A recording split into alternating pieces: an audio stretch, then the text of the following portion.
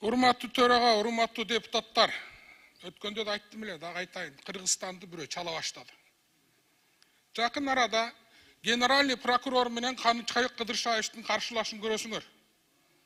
Кирешин көрөсүңөр. Аларды да чалып атат. ГКМБ граждандарды уксун деген мыйзамга ген прокурор көчөгүнө каршы чыкты. Ген прокурор каршы чыкты. Эми Адахан Кимсанбаевич өзүбүздүн коллегабызды монту алып келип, шашылыш түрдө берген атабыз. Талат Турдумаматович, сиз да куугунтук көргөнсүз. Исхак Абсаматович да куугунтук көргөн, жаткан. Ажообуз да, абабыз да, Камчыбек Кыдыршаевич да жаткан. Мындан бир сабак алабызбы же жокпу?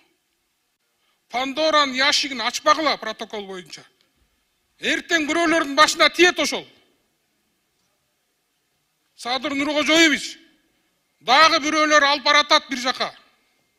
Ишенбеңиз, протокол чатак. Рахмат.